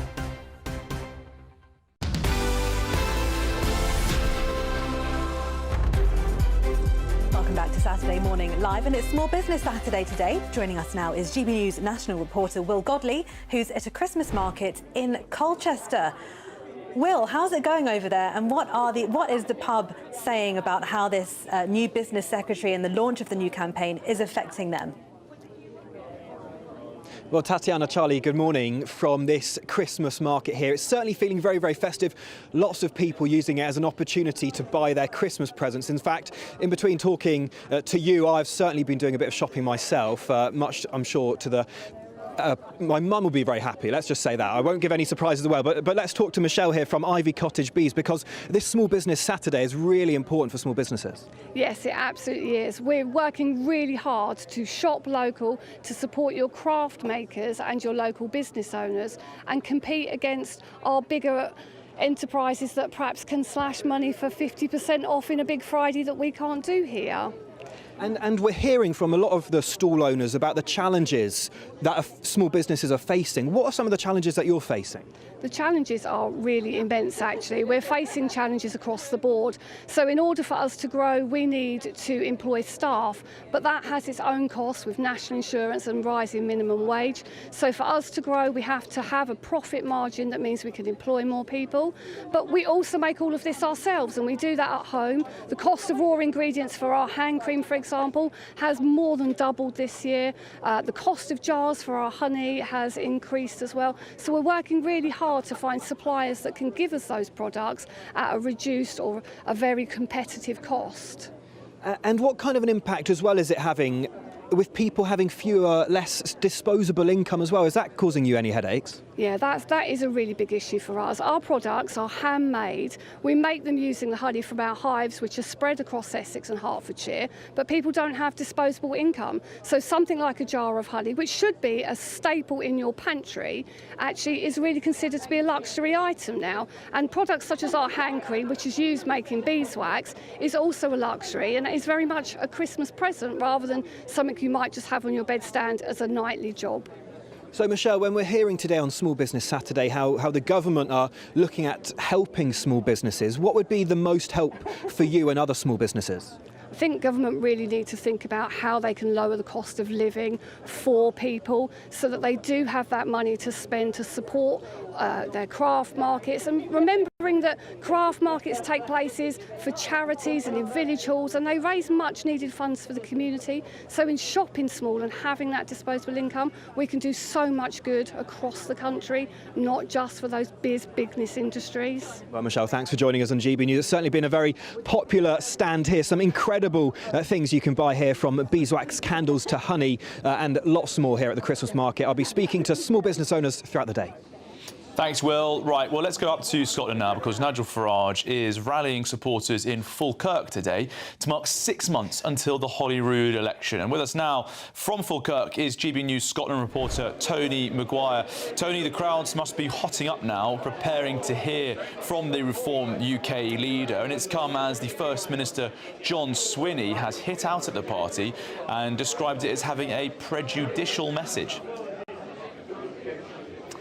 Yeah, good afternoon. Well, it certainly feels like John Swinney is very much amping up the language against Nigel Farage and Reform. Just last weekend, he pretty much announced straight up that asylum hotel protests were racist, and throwing his weight behind the likes of Stand Up to Racism, who, given various of the protests outside the Claddon Hotel here in Falkirk, decided to just paint everybody as a racist or a fascist.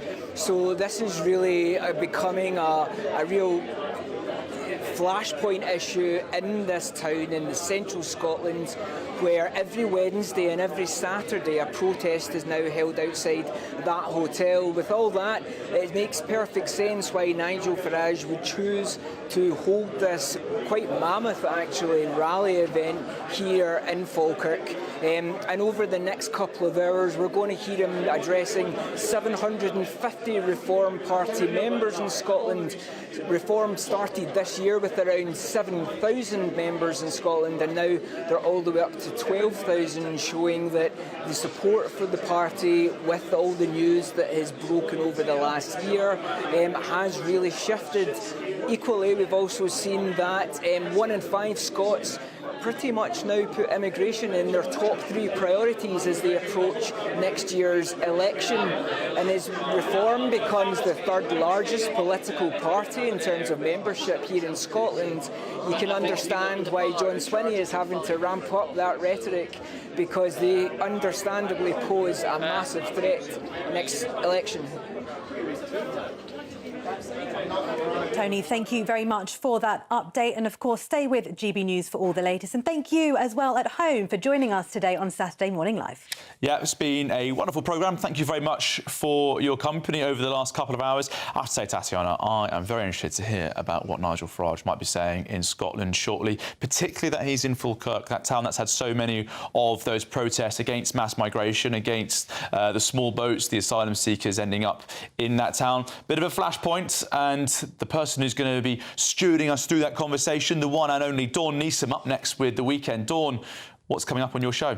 Thank you very much, you two. A brilliant show as always, and we have hopefully a brilliant show for you as well. We're kicking off a live chat with Azia Youssef. On that question time debate, Azia has written a very strongly worded letter to the BBC asking for an apology about what happened. Will he get one? Talking to him live. And we're obviously going to Scotland to hear what Nigel Farage has to say about what's going on in Scotland and being accused of all sorts of things. You don't want to miss a thing. See you soon. Today, clouds overhead, total zen within. Boxed Solar sponsors the weather on GB News. Good morning and welcome to your latest GB News weather update from the Met Office. The unsettled theme continues through this weekend. There'll be further showers or longer spells of rain in some places, a few brief sunny intervals and generally on the mild side for early December.